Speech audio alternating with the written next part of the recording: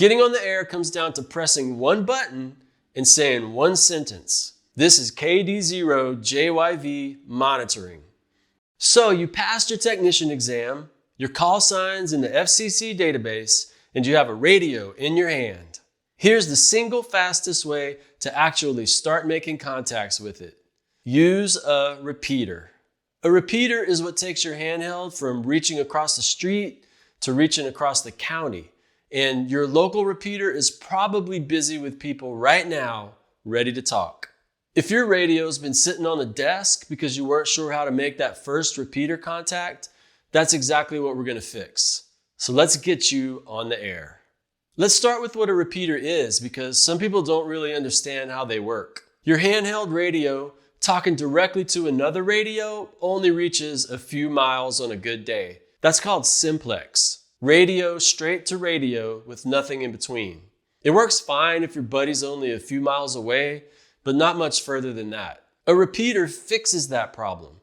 It's kind of like a middleman sitting up high on a tower, on a hilltop, or on a tall building. You transmit up to it, and then it instantly retransmits your signal back out from way up there with a lot more power and a lot more range. That's how you go from a couple of miles to 50 miles or more. It's kind of like talking into a PA system. It does that using two different frequencies. Your radio transmits on one frequency, that's called the input, and then the repeater listens and it resends out on another frequency, the output.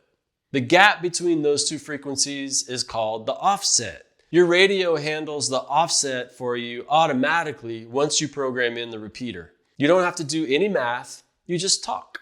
There's one more piece, and it's the one that trips up a lot of people the first time they try to program a repeater into their radio.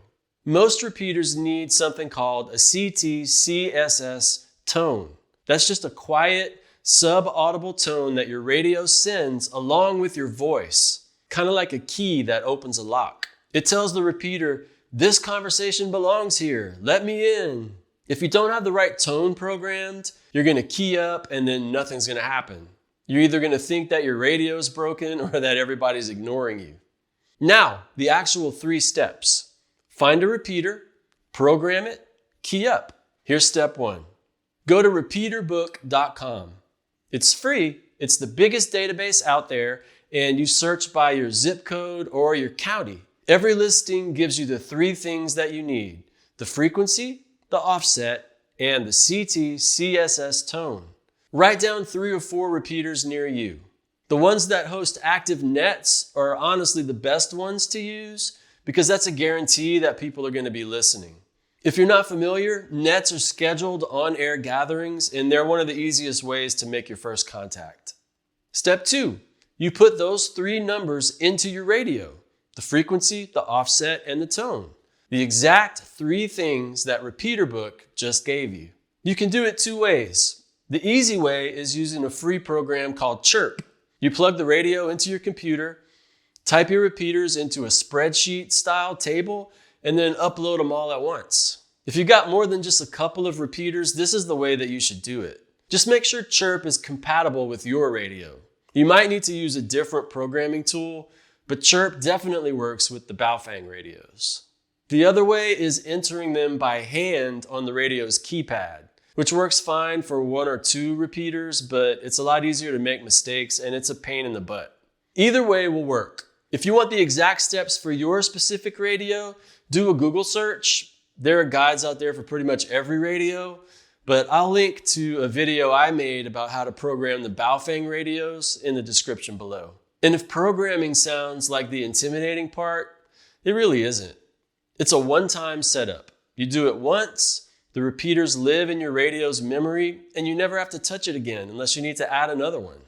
Step 3 is probably the one that you've been struggling with. What to say when you make that first repeater contact. I'm going to remove the uncertainty of it for you so you won't have to make anything up or worry about exactly what to say. First, just listen.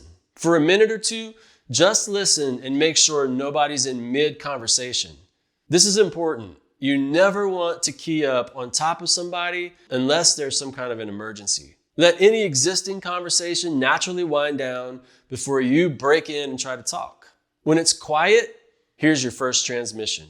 On a local repeater, you don't call CQ like you would on the HF bands. You just put your call sign out there. You key up the mic and say, "This is KD0 JYV monitoring." That's the whole thing. Monitoring just means that you're here, you're listening, and you're open to a conversation. Let go of the button and wait. Now, one thing that'll make this go a lot smoother, say your call sign in phonetics. That means instead of saying KD0 JYV, you say Kilo Delta Zero, Juliet Yankee Victor. It sounds a little formal the first time, and I get it. It can feel silly saying Kilo Delta into a radio in your car, but here's why it matters. Letters like B, D, E, and V all sound almost identical over a scratchy signal, and the person on the other end is more than likely trying to write your call sign down. Phonetics takes the guesswork completely out of it. It's not you trying to show off. You're actually just making yourself easier to copy. Everybody on the air does this, and after a couple of contacts, it'll feel completely natural. Use the NATO phonetic alphabet. There's a lot of different versions of it out there, but the NATO alphabet is what ham radio has standardized on over the years. That way you'll be saying Sierra, Foxtrot, Foxtrot, and not Strawberry Fields Forever or some other kind of made up phonetics. So, two things can happen after you put your call sign out there. Somebody comes back to you. They'll give you their call sign and probably say hello. You answer with something simple and true. "Hey, thanks for coming back. My name's Donnie and I'm a new ham. This is actually my first contact." I promise you, that sentence makes people happy. Hams love helping a brand new operator. You just made somebody's day. Or two, nobody answers. And trust me, that's not a failure. It's the most normal thing that happens on a repeater. People are driving, they're busy, they're not by the radio. Just wait a few minutes and try again, or try during commuting times when the most people are active. Or just join a scheduled net when you know that there are going to be people there. Silence is not the repeater rejecting you, it's just a temporarily quiet room. Now, keying up on a quiet repeater is one thing. But what happens when you turn on the radio and two people are already talking and you want to jump into that conversation? That feels like the scary one, kind of like walking up to two strangers that are in the middle of talking to each other. But there's a simple, expected way to do it, and once you know it, it's not so scary. Here's the rule. You wait for the gap. When one person stops transmitting and before the other one starts, there's usually a short pause. That's your door. In that pause, you key up and you just say your call sign in phonetics, nothing else. "This is Kilo Delta Zero, Juliet Yankee Victor." Then you let go and wait. That short drop of your call sign is the accepted way of saying, "I've got something to add," or "I would like to join the conversation." One of them is going to come back to you, they'll say your call sign, and then they'll hand you the floor. Now you're in the conversation and you were invited in. That's the right way. Let me help you avoid the 3 repeater mistakes that almost every new ham makes. I've made these too. 1, you key up and the repeater doesn't respond. 8 times out of 10, it's the CT CSS tone. Go back and check it. It's not you, it's not a broken radio, it's just one setting. It's also possible that your squelch is set too high, so try turning it down to 2 or 3, or maybe nobody's listening at that moment. Try again at a busier time. 2, you talk too long. On a repeater, you should speak for maybe 30 seconds and then pause and let go so anyone else has a chance to break in. Most repeaters will actually cut you off if you ramble. They call it a timeout. Keep it short and hand it back. And 3, remember to say your call sign, preferably using phonetics. This is an FCC rule, not a suggestion. At the start, at the end, and at least every 10 minutes in a longer conversation. It's the law, it's simple, and after a week, it becomes automatic. So that's it.